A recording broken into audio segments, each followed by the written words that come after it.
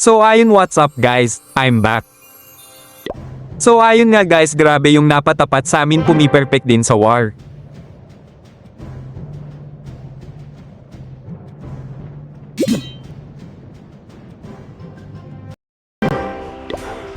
At halos sunod-sunod ang 100% sa kanilang war. At hindi ko alam kung kakayanin namin ma 3 star ang taas nila. At kinabukasan pag open ko ito na nga ang tumambad sa akin, halos tambak na kami ng kalaban. Pero hindi nila na 3 star ang number 1 namin, pero mukhang hindi na nila kami mape-perfect ng kalaban. At ito pala ang nangyari sa attack ng kalaban.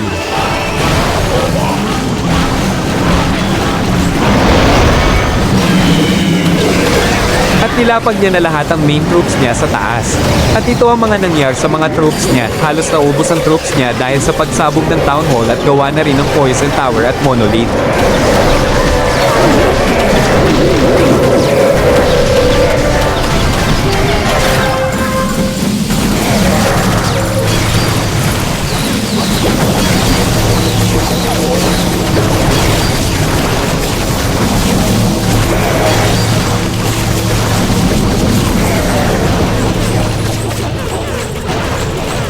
At ayun na nga, kaya pala hindi na 3 star ang 1 namin.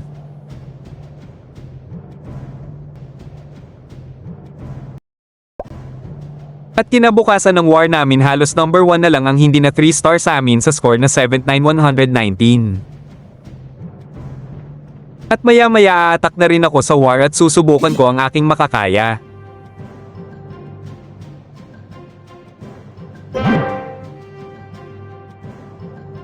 At napansin ko hindi pala na 3 star ng kakampi namin ang number 1 ng kalaban, kaya no choice ako na ako lang ang pwede maka-attack kasi ako lang ang TH15 sa taas.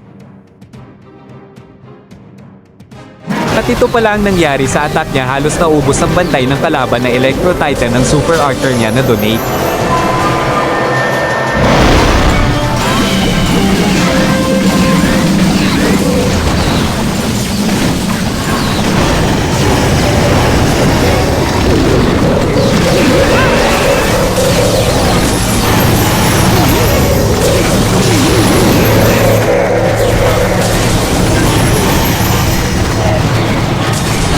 At ito ang mga nangyari sa mga susunod na oras.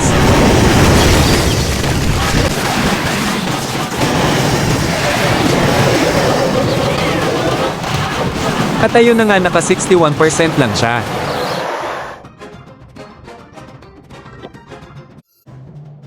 So ayun na guys, back to online na uli at mukhang uma-attack na ang aking mga kakampi at medyo nakakaabanti na ang score namin.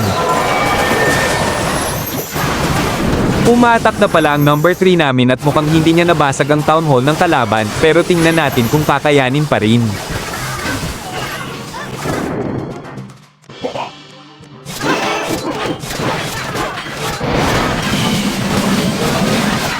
At nilapag niya na nga ang king sa baba at ang kanyang main troops, kaya ito na ang mga nangyari.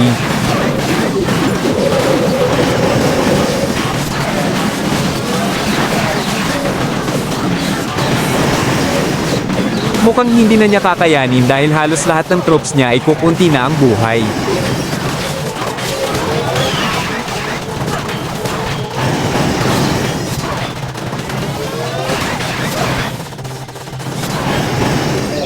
At ayun na nga, naka 75% lang siya at mukhang pananghihinaan na ako ng loob sa mga oras na ito.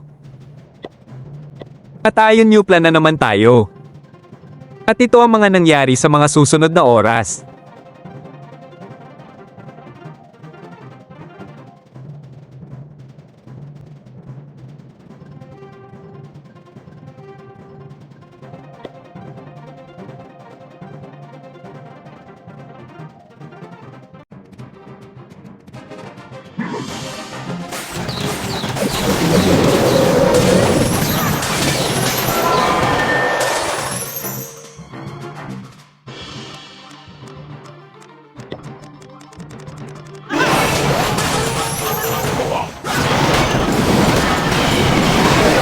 Dineployed na nga niya yung lahat ng troops niya dahil nga daw nag-lag. Tapos hindi niya na nagamit ng maayos ang kanyang spell dahil sa sobrang lag, kaya ang nangyari sa huli ay nasa huli ang pagsisi na kupal kahihihihi.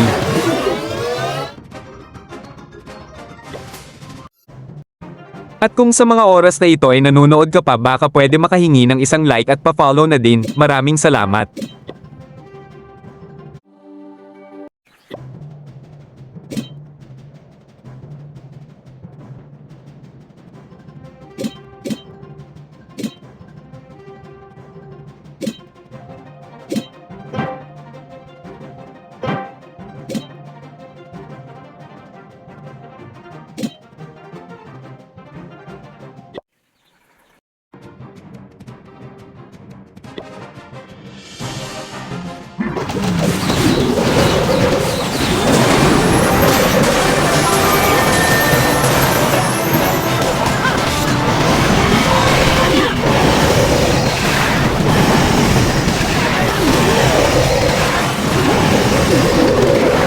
At maya-maya aatake na rin ako at susubukan ko kung atakihin yung number 1 ng kalaban.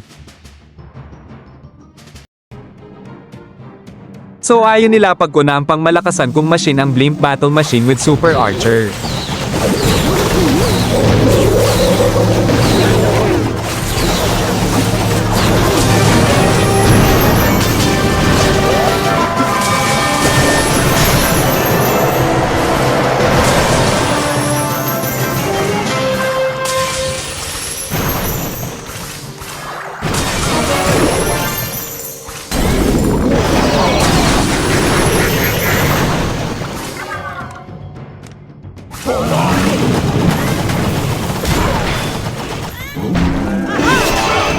So ayun guys, nilapag ko na yung King and Queen dito sa baba.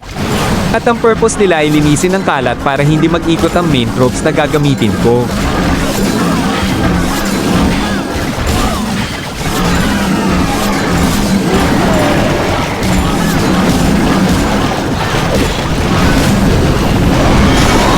At ilalapag ko na rin ang main tropes.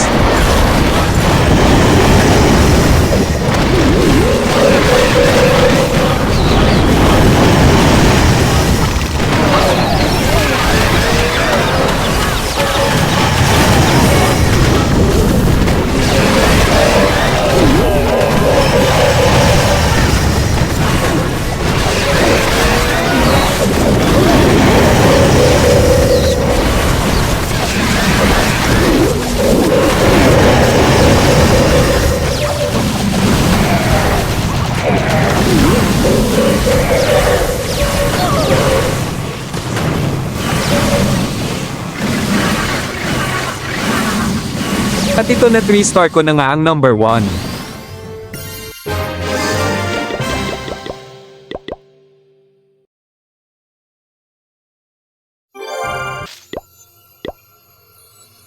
At ayun nga guys, success ang attack at nakachamba na naman si Kupalt, ay ako pala yun, hahaha. At kung sa mga oras na ito ay nanonood ka pa, baka pwede makahingi ng isang like at pa-follow na din. Maraming salamat. So ayun nga guys, panalo tayo sa war natin. At hanggang dito na lang, salamat sa panonood, hanggang sa muli, bye-bye. At sa mga gusto naman sumali sa clan ko ay ilalagay ko sa comment section ang ID number ng clan namin.